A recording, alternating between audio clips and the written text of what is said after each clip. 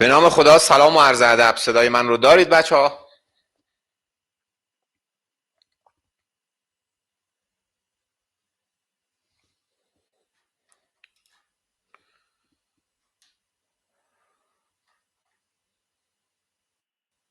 سلام به روی ما همتون. امیدوارم حالتون خوب باشه. سلام میکنم به دوستان عزیزم در واحد پشتیبانی بابان. خیلی ممنون بابت این آهنگ‌ها و ترانه‌های شورانگیزی که اول کلاس پخش میکنن. عید همگی مبارک. خوشحال هستم که باز فرصتی شد خدمتتون باشم. صدا ندارید بچه ها؟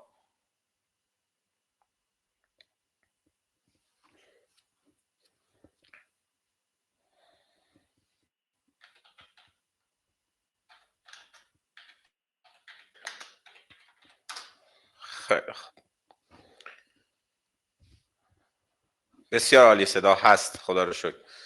امروز روز مبارکی هست، روز تولد پیامبر نور و رحمت. این روز رو به همتون تبریک میگم و مصادف شده این روز با تولد دوست عزیز و رفیق خوبم استاد خلیفر بزرگ که من از همینجا به ایشون تبریک میگم. انشالله سایه‌شون بر سر جامعه آموزشی ما مستدام باشه. اجازه بدید شروع کلاسمون رو با یک شعری تقدیم به استاد خلیفر شروع بکنیم. موافقید بچه ها؟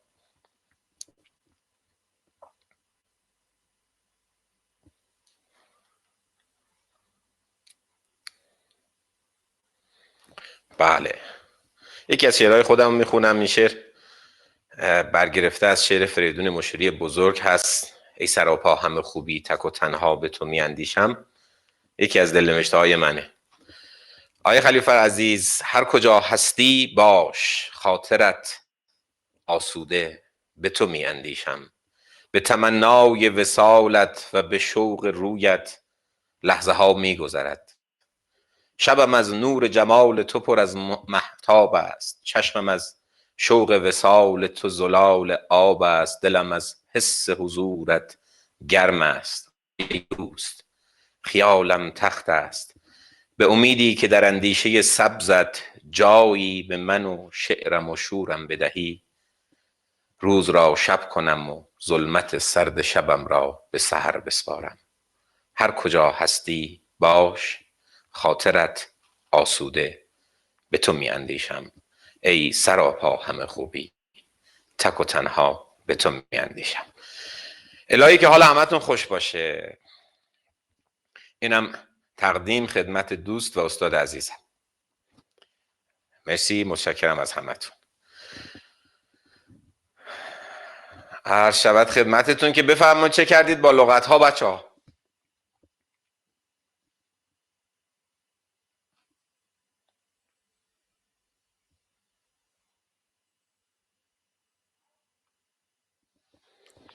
پکوندیمشون. احسنت. 2 نفر خوندن. خوندیم.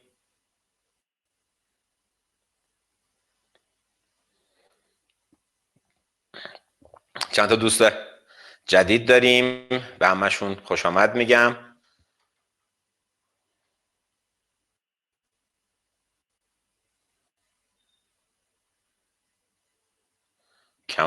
به عبار کلا آقا حامد. انگلیسی هم که رب داشت خوندیم، همونه که تو کلاس بود دیگه. بله، همونه که تو کلاس بود. زنده باشی دوستان واحد پشتیبانی.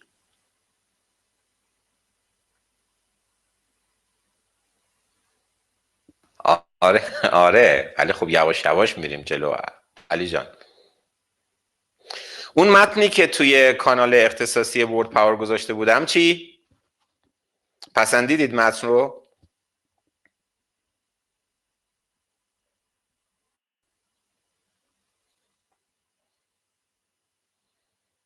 آره اون متن فوق العاده است. اون متنای اینجوری از این متنا انشالله تا پایان دوره خواهیم داشت. یعنی تمام تلاش من بر اینه که انقدر اینها ریسایکل بشه، انقدر تکرار بشه و برگردیم که دیگه رسیدیم به کلمه معنا در لحظه تداعی بشه به لطف خدا. ما کدینگمون دیگه اینجوری میشه انشالله با تکرارهای زیاد. واقعا همینطوره. یعنی حامد جان من اینا رو بر اساس مطالب و اتفاقات دنیای واقعی دارم می نویسم و انشالله که بتونیم با این شیوه یک اتفاق بزرگ رو کنار همدیگه رقم بزنیم. امروز میخوام راجع به گرامر صحبت کنیم. امیدوارم همه کتاب داشته باشن. اگرم بعضی از دوستان کتاب ندارند تحمل بفرمایید که انشالله کتاب دستشون برسه فیلم رو به صورت آفلاین ببینن، چون سرعت کارکردمون با کتاب قطعا چندین برابر خواهد شد. کتاب راهیان جلد 1 رو لطفاً همه داشته باشیم. شروع بکنیم انشاءالله بریم به سمت گرامر که یک بنای گرامر هم بذاریم. و اتفاقی که میفته بچه‌ها اینه که ما از این به بعد گرامر و لغت رو با همدیگه تلفیق میکنیم. یعنی نکات گرامری که میخونیم هم با لغت‌هایی که داخل ورد پاور جلد 2 میخونیم تلفیق میکنیم و من از این به بعد متن‌ها رو بر اساس اون مینویسم. آماده هستید شروع کنیم؟ به امید خدا. این کلمه مهمی، این عبارت به امید خدا. مرسی علی آقا.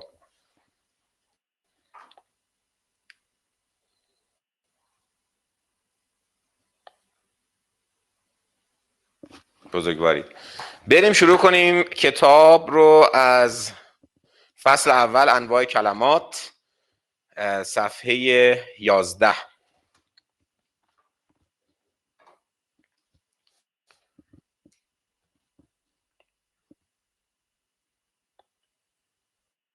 هم شروع میکنیم. خب یه صفحه لغت گذاشته، لغت هایی که همشو بلدیم، فقط یه مرور میکنیم که اگر تلفظی هست یا نکته‌ای هست برامون روشن بشه. مثال های این فصل کتاب رو بر اساس این صفحه زدیم، یعنی وقتی اینا رو بدونیم مثال ها رو راحت درک میکنیم، هرچند جداول دیگه هم داریم. کلمه book، teacher، student یا student، chair، boy، girl، man، woman، apple، water، sugar، sugar نیست، شو هست او، oil، day، problem، president، birthday، question یا question، people، week، month، year، car، house، city، friend، group، meeting یا meeting، money، luck، health، weather، reason، guard، appearance. بعدی رو بد تلفظ میکنه جامعه ما. creature، اون ای و ای رو ای کشیده میگیم creature، educated و important. بریم از صفحه بعد انواع کلمات. خب ما میخوام انواع کلمات رو خارج از جمله یاد بگیریم، تعریفاشون رو بدونیم، تقسیم بندی هاشون رو بدونیم که انشاءالله جلسه بعد که اینها رو تلفیق میکنیم در قالب عبارت و جمله بتونیم نتیجه خوبی بگیریم، رو بفهمیم که اینجا اسم میخواد یعنی چی، صفت میخواد یعنی چی. من فرض گرامریم اینه که هیچی نمیدونیم، یعنی حتی تعاریف رو در فارسی هم بلد نیستیم.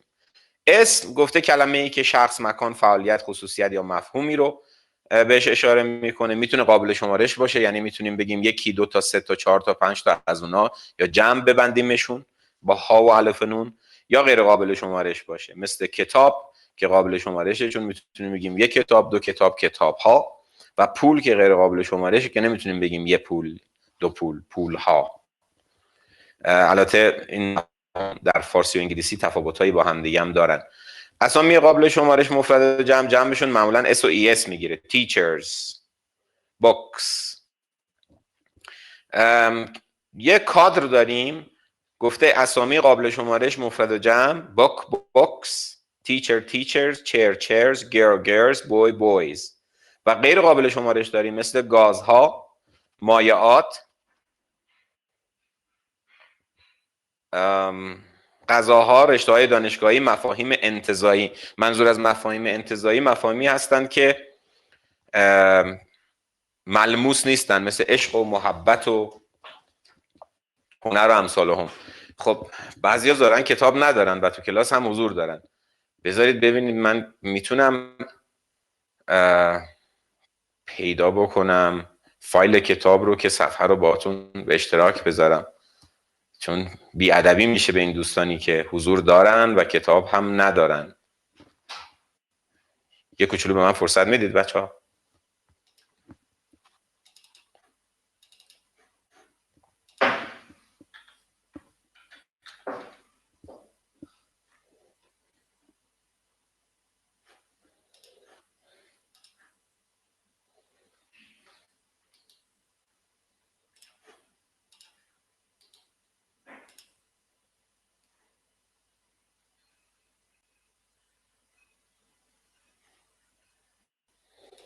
الان میگم دوستانی که تازه رسیدن.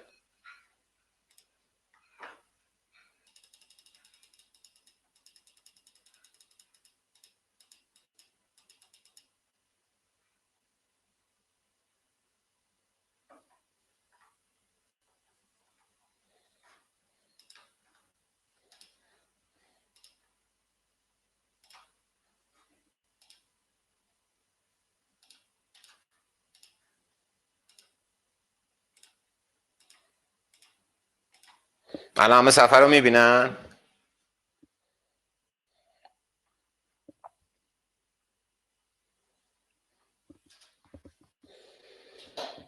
این هم به افتخار دوستانی که کتاب نداشتن.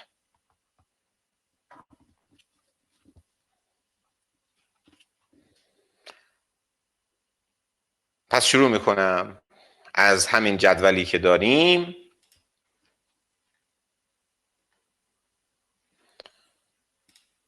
خواهش میکنم.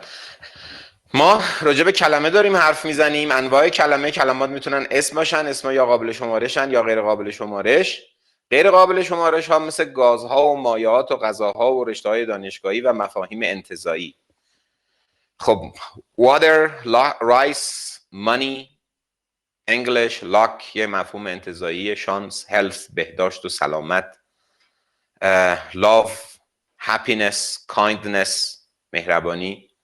گفته نکته که یه نکته کنکوری هم بوده، رشته های دانشگاهی جز اسامی غیر قابل شمارش به حساب میان و اگر آخر بعضیاشون X داریم این جز خود کلمه است. این اس جمعه، اس جمع نیست، باید حتما آورده بشه.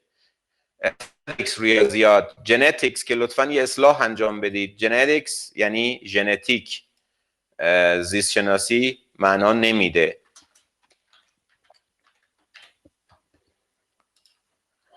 این رو اصلاح بکنید. بیولوژی یعنی زیست شناسی. فیزیکس، فیزیک. اکونومیکس اقتصاد، statistics آمار، پالیتیکس سیاست. پس I study physics. ما اصلا کلمه‌ای به نام فیزیک نداریم. یه فیزیک داریم با QUE که معنی هیکل میده. I'm a physics student. I'm a physics teacher. I love mathematics. نکته کلمه غیر قابل شمارشه، اما کوین، سکه، بیل، بانک نوت، اسکناس قابل شمارشن. کلمه weather به معنی آب و هوا غیر قابل شمارشه. پس نمیتونیم بگیم a nice weather چون اسامی غیر قابل شمارش با ا و ان نمیان. یا نمیتونیم بگیم weathers، اما میتونیم بگیم a nice climate, a warm climate یا climates اقلیم ها. کلمه فرنیچر که اساسیه چوب و تخته است و خونه، به همش بخوام اشاره کنیم کلی غیر قابل شمارشه. پس فرنیچر یا فرنیچرز نمیتونیم بگیم، ولی تیبل تک تکشون، چیر، سوفا قابل شمارشن. یه جدول گذاشته که برای شما میشه صفحه بعدش، در واقع صفحه 13 وسط. این کلمات گفته قابل شمارش هستن، غیر قابل شمارش هستن. weather، information، furniture، equipment. پس نمیتونی بگی equipments. evidence، شواهد و مدارک. news، بچه های کامپیوتر هر کلمه‌ای که آخرش where داریم مثل software، hardware، اینا غیر قابل شمارش هستن. نمیتونی بگی I use different softwares. برای اینا معمولا از کلمه a piece of استفاده میکنیم که معنی یک میده. a piece of information یک اطلاعاتی، a piece of news یه خبری، یا به جای a piece از some استفاده میکنیم، some news یا some information اطلاعاتی.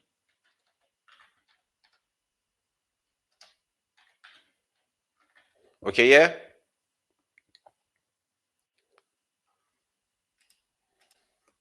پس ما از some و a piece of equipment یعنی یه تجهیزاتی. و 3 تا کلمه داریم تو انگلیسی، همین 3 تا هم بیشتر نیست که آخرشون s و es داریم ولی مفرد و جمعشون یکیه. اولیش کلمه species یا species هست، یعنی یک گونه گیاهی یا جانوری. species یعنی وقتی مفرد a میخواد، اما many species بازم خودشه. a means یک ابزار، وسیله، راه. different means ابزارهای مختلف. a series یه سری، یک سریال، 2 تا معنا. 2 series تلفظش هم series هست. ادامه بدیم برسیم به کلمه people که برای شما تو کتاب میشه همون صفحه 13. این هم یه کلمه خاصه. میگه کلمه people که چند تا معنا داره: مردم، افراد، نفرات، نفر، آدم ها. جمع کلمه person هست و بعدش هم اسم نمیاریم. و person حالت جمع دیگه ای هم داره که میشه persons اشخاص و خیلی هم رسمیه. اگر peoples دیدید یعنی people با اس جمع، این دیگه به مردمان نژادها و ملت‌های مختلف اشاره داره. پس 4 تا کلمه: person شخص فرد، persons اشخاص افراد، people مردم آدم‌ها نفر، 3 people 3 نفر، peoples مردمان و نژادها و ملت‌ها قومیت‌ها. خب این در مورد اسامی. یه کلمات دیگه، یه نوع کلمه دیگه معرف اسمه که خود شامل 4 تا گروهه. articles که بیانگر معرفه و نکره هست، حروف تعریف که میخونیم ا و ان و د و اینا. demonstrative adjectives صفات اشاره که اشاره به دور و نزدیک دارن. possessive adjectives صفات ملکی که مالکیت و نسبت رو نشون میدن. ordinal numbers اعداد ترتیبی که بیانگر ترتیب هستن. اولین گروهشون articles، اینا قبل از اسم میان و معرفه و نکره بودن، شناخته و ناشناخته بودن اون اسم رو بیان میکنن. بچه‌ها ما قسمت گرامرمون از همینجا شروع شد، یعنی 5 تا تست گرامر بچهای ارشد، اون 8 تا تست گرامر بچهای دکترا، اونا که جای خودش، یا بچهای MBA و MSRT و اینها. ما گرامر رو امروز یاد میگیریم که تو درک مطلب هم بی نهایت مهمه. یعنی اگر بچهای حقوق هستید یا بچهای روانشناسی هستید که گرامر رو جداگونه ندارید، احساس نکنید یه وقت اینها مهم نیستن. اتفاقا اینها اساس طراحی سوال هستن. ما وقتی خواستیم گزینه های غلط رو با هم دیگه بررسی کنیم، میفهمیم که بازی کردن با همین کلمات چقدر میتونه معنا رو تغییر بده. و توی یک نکته تستی کنکور توی ارشد و دکترا، ا و ان و د قطعا تعیین کننده هستند برای اینکه تشخیص بدیم گزینه جواب هست یا نیست. هرچند ما توی تحلیل تست انشالله جلوتر که رفتیم و تحلیل ها رو مرور کردیم با هم دیگه، میبینید که همزمان لازم 5 تا 10 تا نکته بدونی تا بشه یه تست گرامر رو جواب بدی. پس لازمه جدا جدا همه اینا رو بررسی کنیم. ا و ان به علاوه اسم قابل شمارش مفرد مهمه که با چی میان. معناش میشه یک یه. یا د اسم هم مفرد هم جمع هم غیر قابل شمارش، یعنی این آن و این آنش هم یعنی این و آنی که برای گوینده و شنونده میشناسنش و شناخته شده است. یا a book یک کتاب کتابی، an apple یه سیب سیبی، a man یک مرد مردی، the man این مرد اون مردی که تو میدونی منم میدونم مرده، که شیرازیش میشه چی؟ مردو. the books کتابا، این کتاب اون کتاب که تو میشناسی. the money این پول، آن پوند، پوله، پولو. شیرازی وقتی میگه کوی پولو، این جمله ژاپنی نیست. کوی پولو. where is the money. 10 تست MBA هم بله، گرامر مهمه. بریم نکته بعدی. زیر جدول کلمه سام هست که با اسامی قابل شمارش مفرد میاد، بیانگر نکره و ناشناخته بودن اون اسمه. معادل فارسیش هم میشه یک فلان یا فلانی که یه فرقی داره با ا و ان. something یعنی چیزی که نمیدونم چیه و هر چیزی میتونه باشه. somebody کسی که نمیدونم کیه و هر کسی میتونه باشه. someday روزی که نمیدونم کیه هر وقتی میتونه باشه. some reason دلیلی که نمیدونم چیه یا نخواستم بگم چیه و هر دلیلی میتونه باشه. سام میدونید که یک فرم با چند معنا، جلسه پیش هم خوندیم. اسم فرق بکنه معناش عوض میشه. گروه بعدی از کلمات معرف ها صفات اشاره هستن که دور و نزدیک رو نشون میدن. this, that، این، آن. منظور از این آن هم اونی است که گوینده و شنونده دارن میبینن. ما تو تعریف ده هم گفت این و آن، ولی این و آنی که میشناسیم ضرورتا بهشون اشاره نمی کنیم که ببینیمشون. اما اینجا this و that این و آنی هستن که داریم میبینیم. جمعشون these با اسم جمع میان و those. این رو که داریم اسم جمعه. this man این مرد. this money این پول. that man اون مرد. that money اون پول. these books این کتاب ها. those books اون کتاب ها. صفات ملکی گروه بعدی کلمات هستند که در موردشون میخونیم صفحه 15 کتاب، که مالکیت و نسبت و رابطه رو میگن. مای اسم رو میگیم اون اسم ام، my book کتابم، یا اسم رو میگیم من کتاب من، my book. your, his, her, it's, our, your, their. my teacher your teacher, his teacher, her teacher, its weather هواش برای غیر انسان، its size اندازش، its color رنگش، our teacher, your teacher, their teacher. و جالبه بدونید که اینها قبل از همه اسامی میان، چه مفرد باشه my book، چه جمع باشه my books، چه غیر قابل شمارش باشه my money. نکته بعدی که تو همون صفحه 15 کتاب هست، برای نشون دادن مالکیت ما از آپاستروفی اس هم استفاده میکنیم که بهش میگیم اسم مالکیت. یک الگوی گرامری داره و اونم اینه که شما یه اسم دارید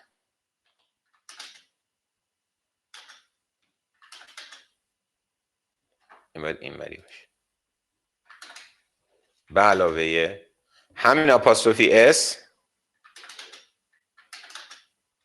به علاوه یه اسم دیگه. اینم ما درستش بکنیم.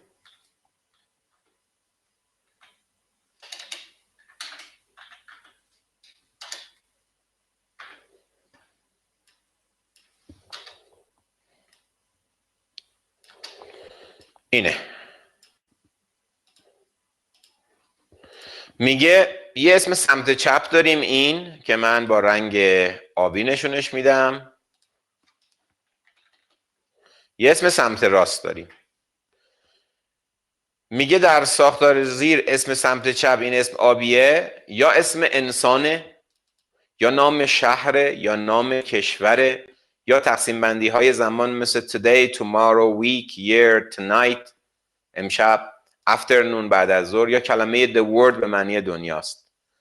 طرز معنا کردن هم اینه که اول اسم سمت راست رو معنا میکنیم، بعد این اس رو معادل کسره و یه میگیم و بعد اسم سمت چپ رو معنا میکنیم.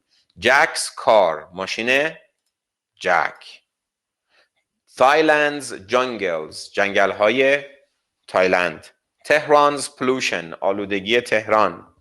Yesterday's lesson، درس دیروز. Tomorrow's meeting، جلسه فردا. The world's tallest building، بلندترین ساختمان دنیا. Tonight's program، برنامه امشب یه چند تا شما بگید فیلم های این هفته.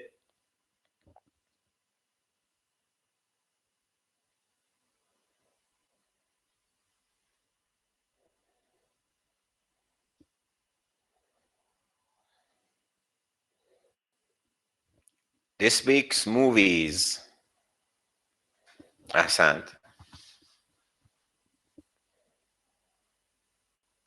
ویک با دابل ای.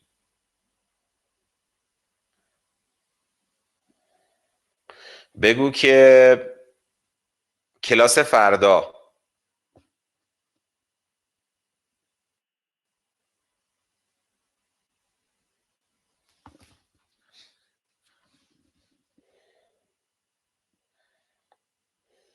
Tomorrow's class. خیلی خوب. ادامه بدیم. نکته میگه اگر این اسم سمت چپه خودش جمع باشه. جمع باشه یعنی اس داره دیگه. حالا یه اسم مالکیت هم بخوایم بذاریم میشه 2 تا اسم. میگه اسم مالکیت رو نمیذاریم، فقط این آپاستروفیه میفته بعد از اس جمع. The manager's decision. تصمیم مدیر. یه مدیره یه تصمیم. The manager's decisions. تصمیمات مدیر. چند تا تصمیم ولی یه مدیر. اما اینجا که شد managers مدیرها، در واقع یه اس دیگه هم اینجا بوده. ما این اسم مالکیت رو دیگه نمیگیم، فقط این شد اس آپاستروفی چون جمعه، اون شد آپاستروفی اس چون مفرده. The manager's decision. تصمیم مدیران. The manager's decisions. تصمیمات مدیران. این نکته گرامری کنکور دکترا بوده، 2 بار ارشدم زیاد. نکته جا افتاد بچه ها؟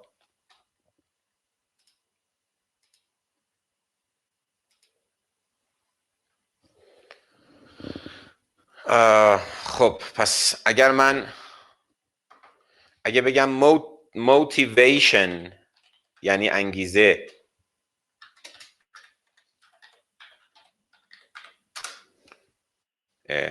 دوست نداره. motivation یعنی انگیزه. شما بگی انگیزه معلم ها.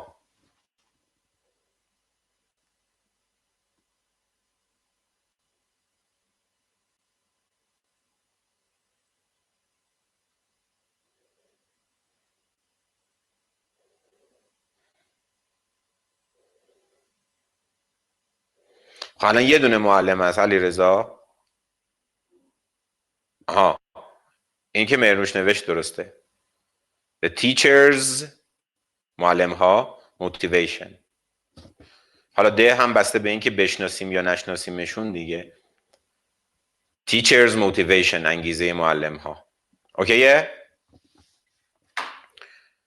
زنده باد. ادامه بدیم. اعداد ترتیبی. اعداد اصلی 1 2 3 4 5 6 تا آخر. اعداد ترتیبی first, second, third, fourth که میدونید این ستای اول فرق دارن، بقیه همه th میگیرن. بعد مخفف اینها هم first که میخواد بنویسه یک مینویسه st بالاش، second nd بالاش، third rd بالاش، بقیه همه fourth th بالاش، fifth tenth. اوکی؟ ترتیبا رو نشون میدن. اولین یکم، دوم دومین، سوم سومین. نکته ای که مهم هست در مورد اینا اینی است که اینجا من رنگی میکنم. میگه قبل از اینا یا باید حرف تعریف د بیاری یا صفت ملکی مثل مای و یورو اینها. پس یا باید بگی the first question اولین سوال اول، یا my first question اولین سوالم، اولین سوال من، سوال اول من. بدون د یا مای و یورو هیز و اینها غلطه. his 100th birthday THش رو میبینید، 100مین تولدش. the 5th president پنجمین رئیس جمهور. our 10th meeting جلسه 10 ما. their third time سومین بارشون، دفعه سومشون.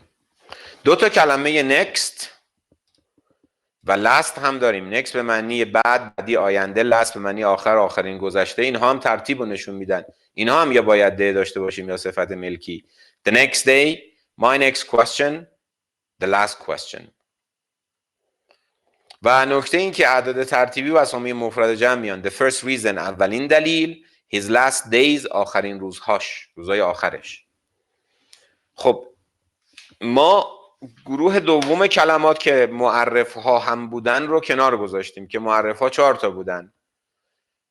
اونهایی که حرف تعریف بودن، ا و ان و د و سام.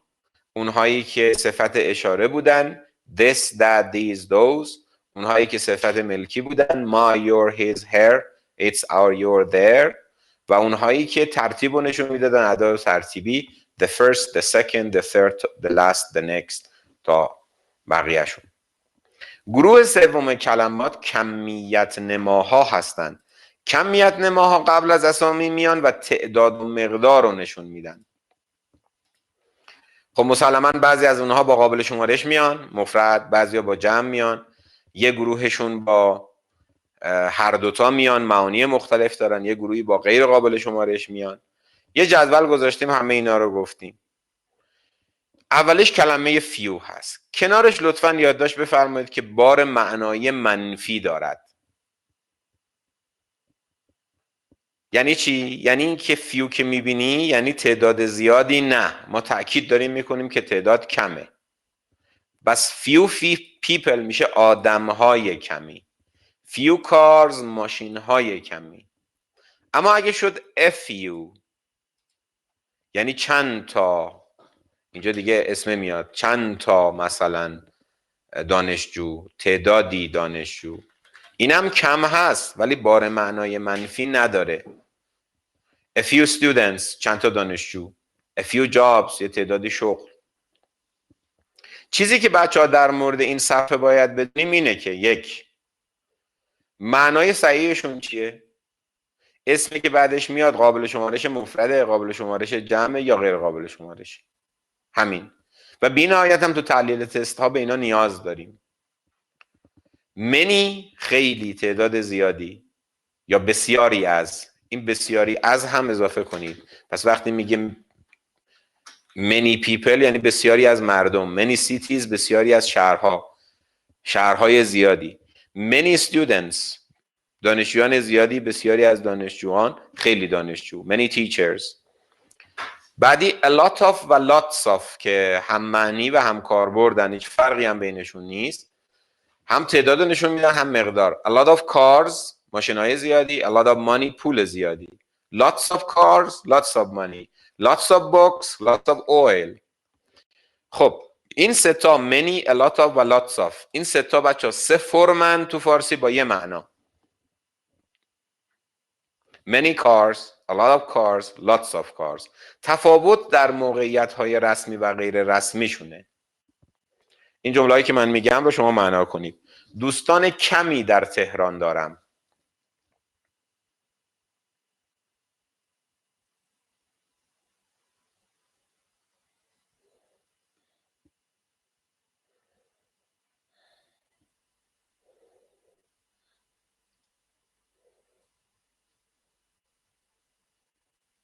دوستان کمی در تهران دارم.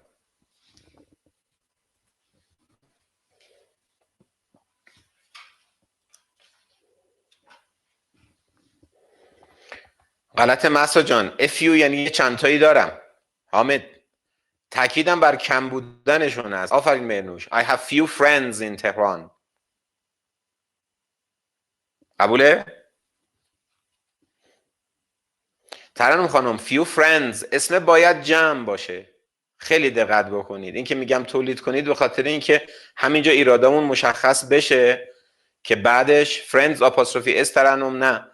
اون اسم مالکیت، اسم جمع هیچی نداره. friend یه اسم بذار پشتش.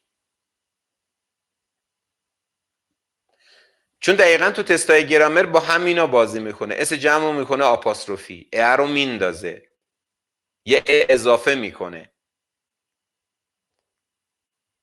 حالا بگو کمتر کسی قبول دارد. قبول داشتنم agree.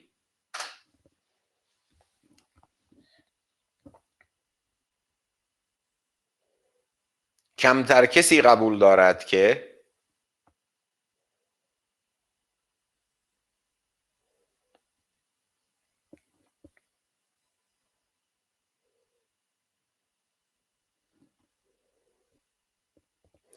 فرناز خانم نه اضافه است دوباره. این هم یعنی چند نفری قبول دارن.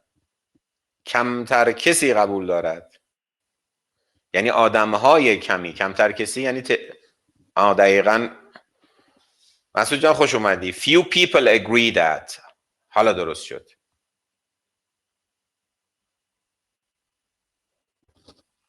زنده باد مرنوش، زنده باد هنم. حالا درست شد. بارکالله حامد. خب اهمیت این کلمات هرچی بگم زیاده. بچه‌هایی که توی کلاس مکالمه ما میان مثل مهسا، میبینید ما تو مکالمه هم با اینها سر و کار داریم. فرق نمیکنه زبان رو با چه هدفی بخونی، باید اینجوری بخونیم تا نتیجه بگیریم. باید درکش بکنیم. باید هایلایت بشه که این ان د اینا تعیین کننده هستن. بریم بعدی. several چندین، several weeks چندین هفته، several questions چندین سال، other این دوتا هم وزیرش another، این دوتا هم خیلی گیر داریم ما داخلش. other اسم جمعه یعنی سایر فلان ها، دیگر فلان ها، بقیه فلان ها. other cities سایر شهرها. other questions بقیه سوالات، دیگر سوالات، سایر سوالات. another چون ان هست به علاوه other اسم باید مفرد باشه، یعنی یک فلان دیگر، فلانی دیگر. another city. شما به من بگید یه روز دیگه.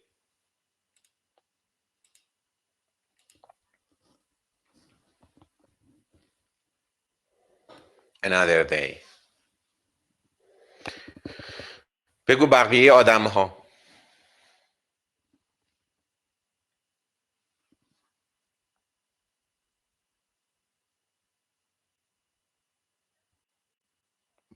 زنده باد. other people. other persons ماهان رسمی تره، غلط هم نیست، درسته.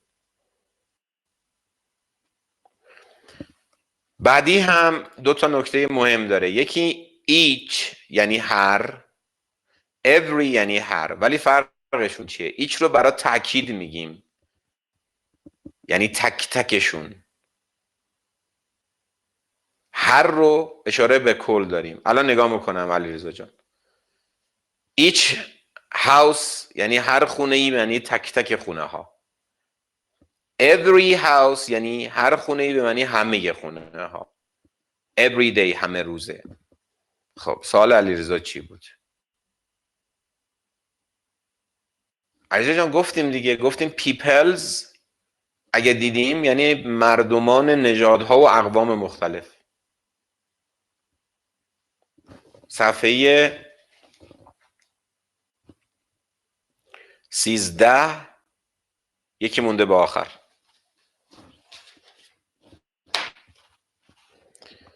خب بریم. a little یعنی کمی مقداری. a little sugar یکم شکر با اسم غیر قابل شمارش. little باز بار معنای منفی داره بچه ها، یعنی نه مقدار زیادی، یه چیز کمی. little time وقت کمی. little sugar شکر کمی. خب من میخوام از شما یه سوال بپرسم. میگم excuse me can I ask you a question. شما وقت نداری جواب بدی یا وقتت کمه برای جواب دادن، چی به من میگی؟ میگی excuse me. بقیه شما بگید excuse me. چی؟ I have little time. آفرین. وقتم ناچیزه، وقتم کمه. حالا اگه بخوای بگی اوکی، حالا سوالتو بپرس. I have a little time. یکم وقت دارم. پس تو درک مطلب اگر ما لیتل ببینیم، فیو ببینیم، یعنی اون جمله بار معنای منفی داره و بعد اینو میشه توی درک مطلب هزار جور پیچوندش. حالا فهمیدیم گرامر تو درک مطلب چقدر اهمیت داره. بریم سراغ ماچ، یعنی خیلی مقدار زیادی. بیشتر تو جمله منفی میاد، مثلا I don't have much money، خیلی پول ندارم. I don't have much time، وقت زیادی ندارم. A number of اسم جمع، گروهی از، تعدادی از. A number of problems، چندین مشکل. ببینید بچه ها، فارسی میگه مشکل، انگلیسی میگه جمع. A number of problems. Amount، مقدار. An amount of oil، مقداری روغن یا مقداری نفت. کلمه سام رو میدونید، با غیر قابل شمارش بیاد یعنی مقداری کمی، با جمع بیاد دو تا معنی داره، چند تا، تعدادی، برخی، بعضی. Some money، مقداری پول. Some students، چند تا دانشجو یا برخی از دانشجویان. یه نکته بچه ها، اینجا some یعنی مقداری، من قرمز کنم، کمی. A little هم یعنی کمی مقداری. چه فرقی داره؟ خب قبل از که شما جواب بدین من بنویسم. بچه ها وقتی میگی some money، مقداری پول، شما مقدارش رو مشخص نمی کنی. مثلا میگی I have some money، من یک کم پول دارم. خب این پول ممکنه خیلی هم باشه، ولی وقتی میگی I have a little money، عملا داری میگی کمه. حالا یه مقدار هست ولی کمه. I have a little money، یه کم پول دارم. I can give it to you.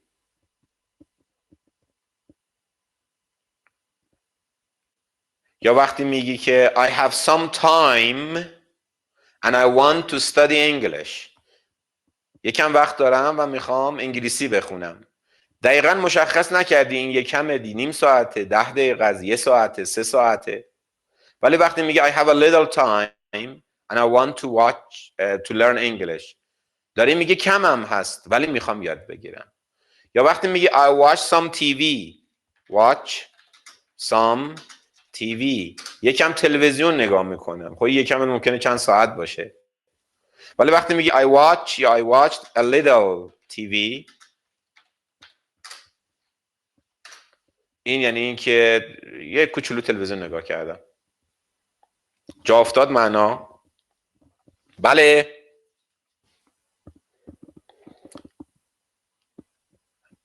یه چیز بگم بچه ها، با این کتابی که داریم و انشالله توی کلاسمون اصلا اذیت نمیشید توی گرامر. و بذار این ستونه رو بگم یه کم توضیح بدم. بعدش plenty of اسم غیر قابل شمارش و plenty of اسم قابل شمارش جمع، یعنی هم تعداد زیاد هم مقدار زیاد. لطفا کنار این دوتا بنویسید منظور بیش از میزان لازم است.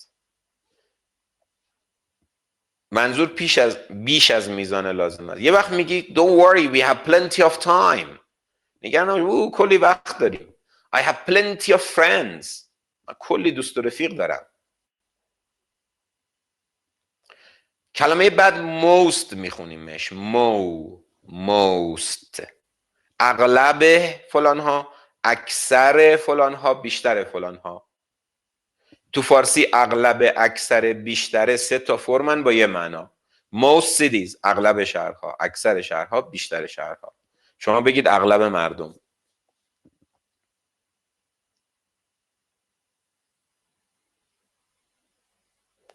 most people. زنده باد. حالا both یعنی هر دوی جفته، both groups، هر دو گروه.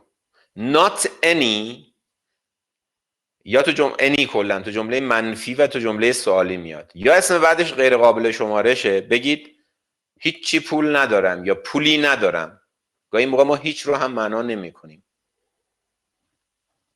بگید پولی ندارم. جمله تو با I don't have بگو. این منفی هم بده به دو و داز و دید. علیرضا جان I don't have any money. وقت ندارم.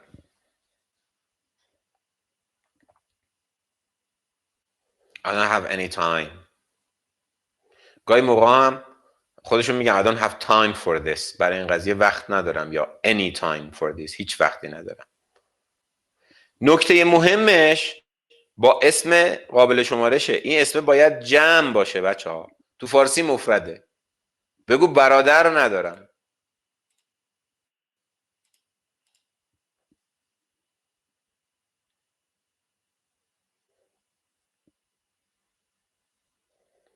احسن. I don't have any brothers. ولی فارسی میگی برادر ندارم. brothers رو بردار مثلا سوال بذار. I don't have any questions. I don't have any problems. Do you have any ideas? ایده ای داری؟ Do you have any suggestions? پیشنهادی داری؟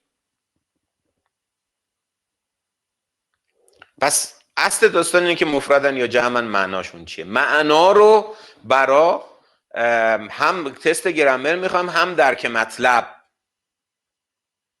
درک مطلب، سوالای زبان تخصصی که خودتون میگید.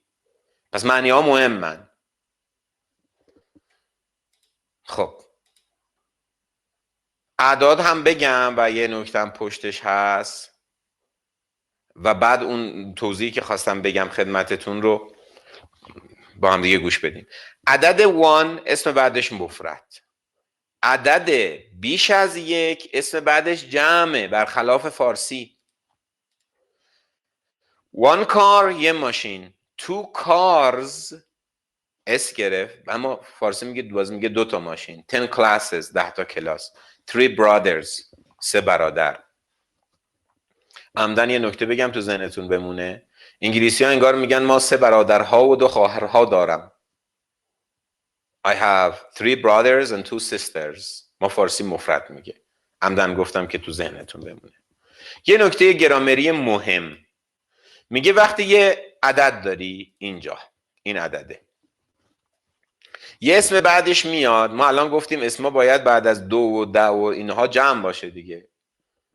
یه اسم دیگه هم بعدش بیاد این. ولی این دوتا صفت بشن بیان قبل از یه اسم دیگه ای که من با رنگ آبی مشخص میکنم اون اسم توصیف شونده، یا با سبز مشخص کنم. میگه باید بین این اسم و عدد اولا هایفن بیاد، خط تیره، و این اسم حتما مفرده. حتما مفرده.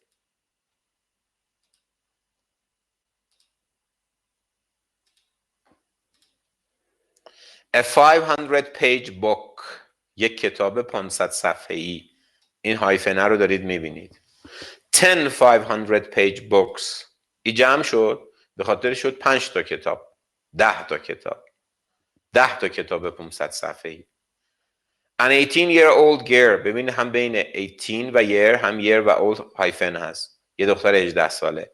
A 20-day period. یه دوره زمانی 20 روزه. همین هم در نظر بگیرید. 18 year olds اثر رو داد اینجا چون شد اسم. کل این عبارت اسم 18 ساله ها. اما an 18 year old girl اینجا صفته، یه دختر 18 ساله. این انش رو هم به خاطر این girl آورده. a girl بوده، بعد اینجا شد چون 18 a شده an 18 year old girl. فرض کنید با کلمه دوره آموزشی، کورس دوره آموزشیه. کورس دوره آموزشی. period دوره چی؟ زمانی. period. یک دوره آموزشی 3 هفته‌ای به من بگید. یه دوره آموزشی 3 هفته‌ای.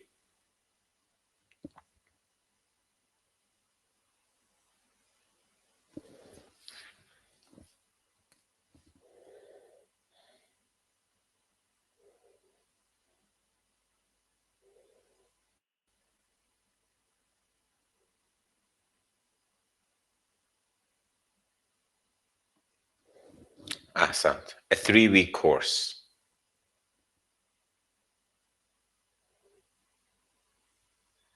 underline نیست، حالا هایفنه. A 3-week course. بینشون ما آنجا هایفن داریم. حالا چه عددی بنویسی چه حروفی بنویسی. خیلی خوبه، خیلی خوبه بچه.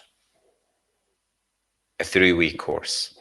یکی نکته هم همینجا بگم، ما سال هم میتونیم قبل از یه اسم بیاریم.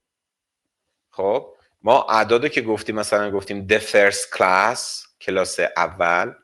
فرض کنید شما میخواید بگید که یک study به عنوان اسم یعنی مطالعه، تحقیق. میخواید بگی یه تحقیق سال 2002، میتونی بگی a 2002 study، یعنی همون عدده رو بیاری استادی، عدده سال رو بیاری قبل از اون اسمه. A 2002 study shows that، یک تحقیق سال 2002 نشون میده که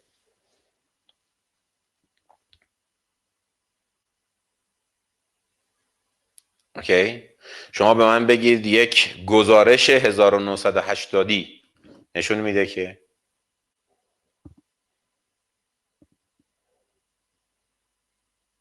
1980.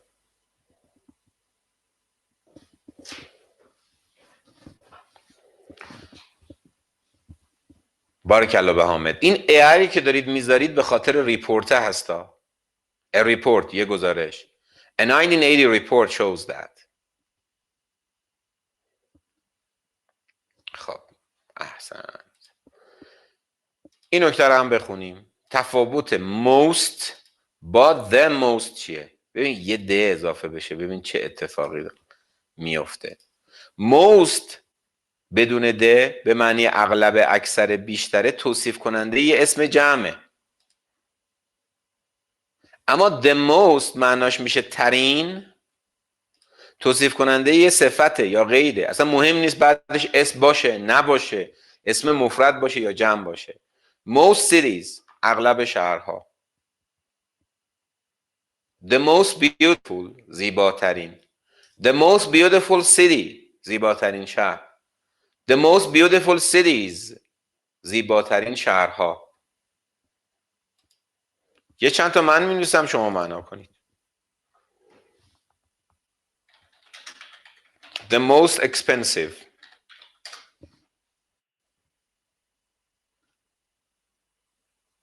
گرانترین. the most expensive city،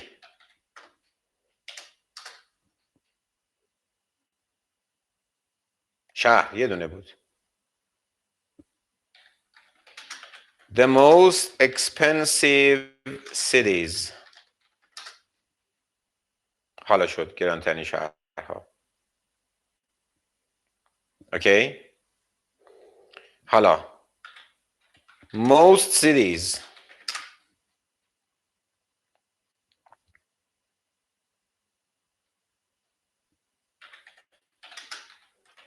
most expensive cities.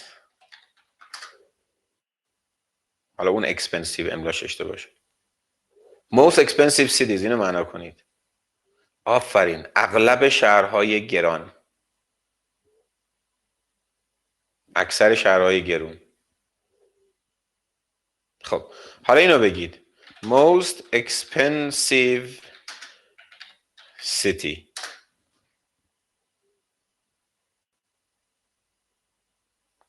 نه نه نه نه، این اصلا غلطه بچه ها. چیزی ننویسید لطفا. من یه بار دیگه می نویسم most expensive city. خب سوال، اگر most معنی اغلب میده، این اسمه باید جمع باشه، باید بشه cities. اگه معنی ترین میده یه ده میخواد قبلش. حالا فهمیدی چرا غلطه؟ پس یا most expensive cities، اغلب شهرهای گرون، یا the most expensive city یا cities، گرونترین شهر یا شهرها. اینجاست که بازیمون میدن بچه تو گرامر. خب یه نکته بگم بریم یه استراحت کوتاه بکنیم و برگردیم. و اون نکته هم اینه که چه کار کنیم که اینا تو ذهنمون بمونه. سوال شما هم هست؟ فعلا که تازه نکات ساده است. شما مثل من دغدغه دارید بچه‌ها؟ خب فعلا تازه بچه نکاتمون ساده است، مرور راهنمایی دبیرستانه، اما قطعا تو راهنمایی دبیرستان اینا رو به ما اینجوری نگفتن و الان نیازشون داریم. البته اون موقع شاید لازم هم نبود اینجوری بگن. این که قاطی بکنیم قاطی نکنیم چیه؟ تعدادشون زیاده، نکته زیاده. من خودم اصلا دعوا رو راه انداختم بچه. خب جواب قشنگ. تا منو دارید غمی نداشته باشید بچه. گفتم که این کتاب شما رو اذیت نمیکنه، به خاطر اینکه اصلا قرار نیست شما گرامر بخونید، که گرامر رو همینجا یاد میگیریم تو کلاس با هم دیگه، با تکرار. شما قراره فقط تو این کلاس وقتتون رو چی بذارید فعلا؟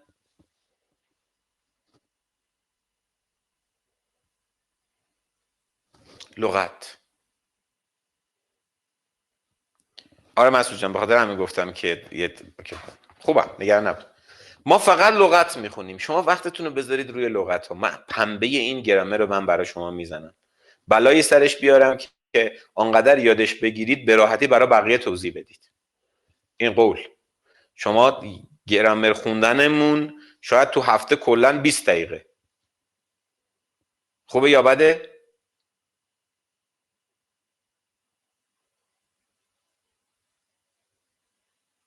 عالی. خب بیاد بهتون بگم که قراره چه کار بکنیم. گفتم خدمتون که ما میایم گرامر و لغت رو با هم دیگه تلفیق میکنیم و منم یک کم انشالله حال روز وقتیم، حال روز دلم خوبه خدا رو شکر، حال روز وقتیم خوب بشه، من اینجوری بیا نگاه میبینی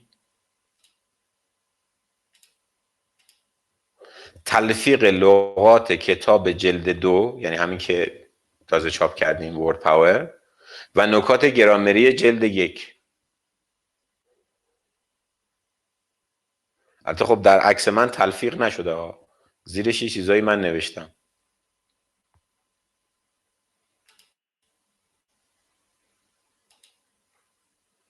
اینجا و همچنان دارم می نویسم. خب اینا رو قبل از کلاس نوشتم.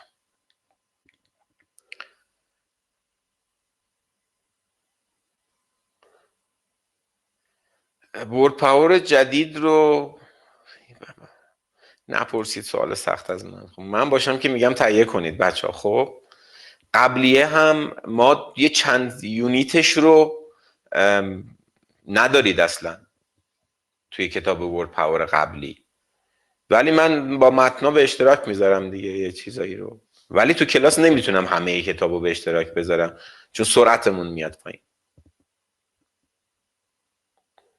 واقعا به خرید ضرر نمیکنید، این توصیه دوستانم هست.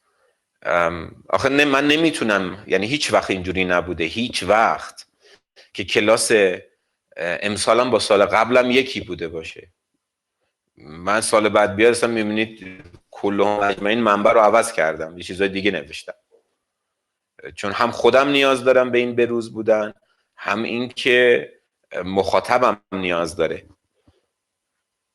اگه اینجوری بود خب هم فیلم های سال قبل رو به صورت آفلاین ما میذاشتیم، الان هم من با شما صحبت نمیکردم، حرفا همونه، مشترکات قطعا داره، ولی سبک رو عوض کردیم، شیوه تمرین رو تغییر دادیم.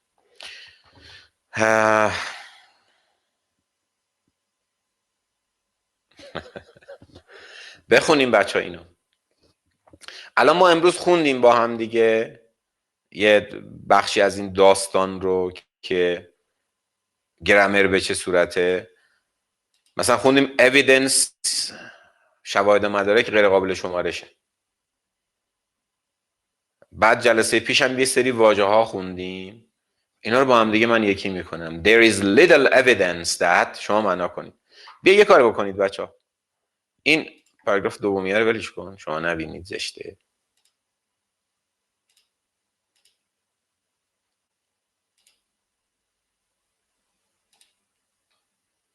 کجا رفتید بچه ها؟ اینجا. این پاراگراف رو سعی کنید سرهم کنید. اول فعل رو بگید. کدوم فعل رو بگم؟ این پاراگراف رو سرهم بکنید. من یکم را بگم 2 دقیقه اینو سعی کنید سرهم بکنید، بعد با هم دیگه حرف میزنید. خواستید معناش هم بنویسید.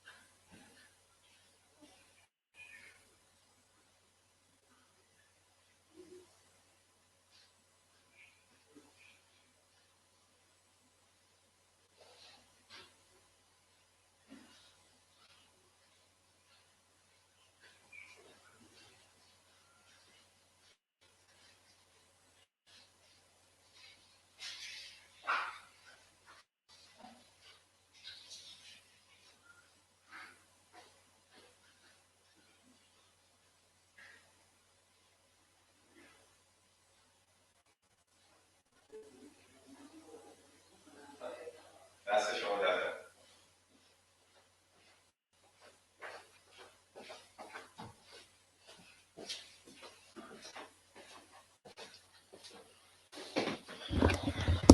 داره میاد. خوبه. بذارید یکی رو بخونم. زینب رو بخونم. شواهد کمی وجود دارد که نشان میدهد داروی جدیدی در آمریکا توسعه یافته. نه بچه درست توسعه یافته. مرنوش بارکالله. داروی جدیدی که در آمریکا تولید شده.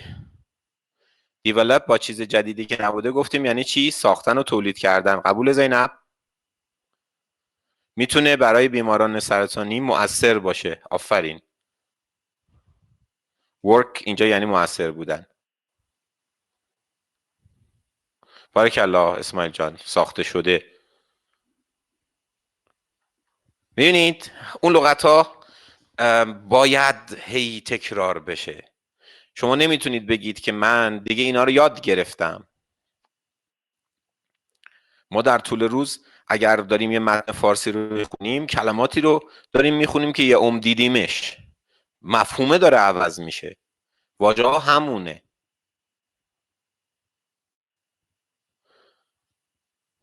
There is little evidence that the new drug which has been developed in the United States can efficiently به طور مؤثر میتونه work جواب بده for cancer patients، بیماران سرطانی. Some doctors، اینو چی معنا میکنید and researchers؟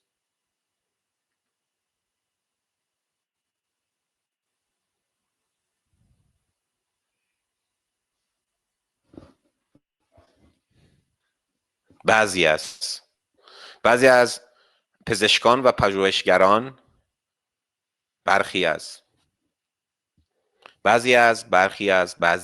برخی کلیم ادعا میکنن که the new drug is not the right means رو الان خوندیم با هم دیگه. چی نیست؟ ادعاشون چیه؟ که داروی جدید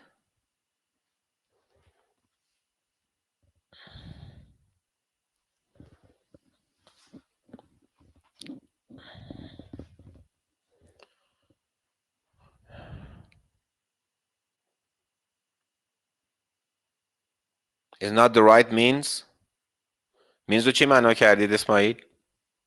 درمان قطعی؟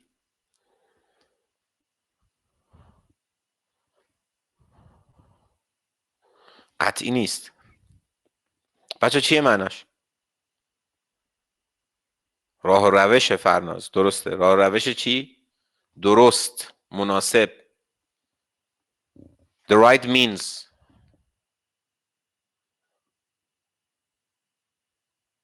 حالا وسیله که نمیتونیم بگیم، راه بگیم. شیوه درستی نیست برای درمان سرطان. and they emphasize و تأکید میکنن بر the importance of اهمیت healthy diets، رژیم های غذایی سالم، از به عنوان the most appropriate action. اینو بگید، the most appropriate action.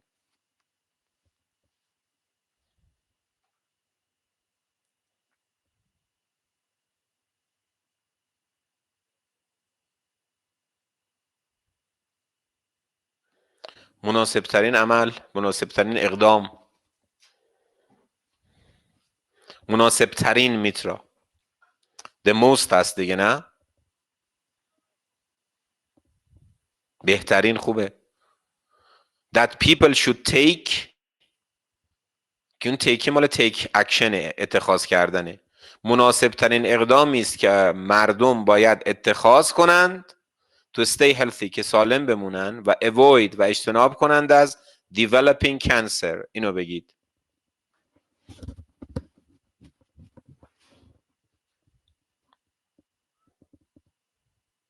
نه develop علاوه بیماری معناش چی بود؟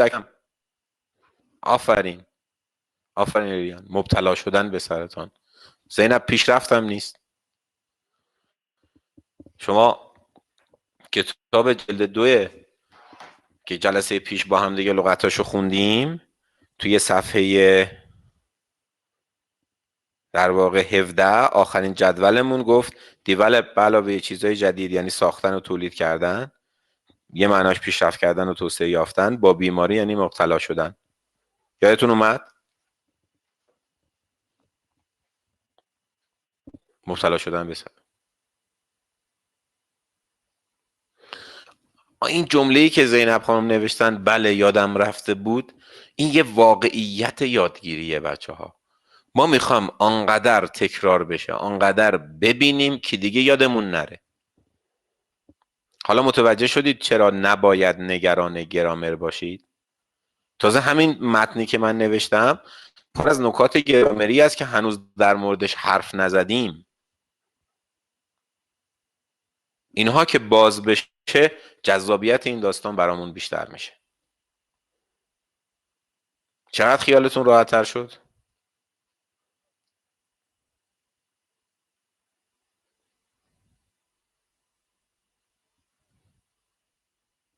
خب خدا رو شکر.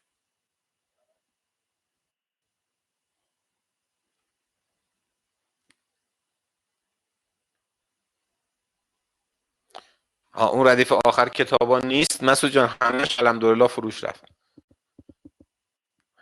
یعنی خدا رو شکر نمیمونه تو قفسه ها.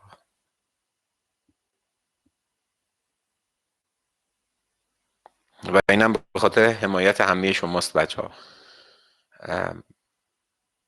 متشکرم.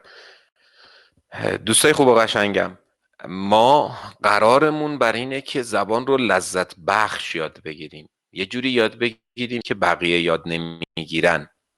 من سر قرارم هستم و با عشق تمام هر روز براتون مطلب جدید می نویسم. خیالتون جمع باشه، شما وقتتون رو بذارید روی لغت ها، بقیهش رو بذارید به عهده من. برید یه دقیقه استراحت بکنید، برمیگردیم انشالله بخش کلمات رو ادامه میدیم و امروز همه کلمات رو با هم یاد میگیریم تا 10 دقیقه دیگه.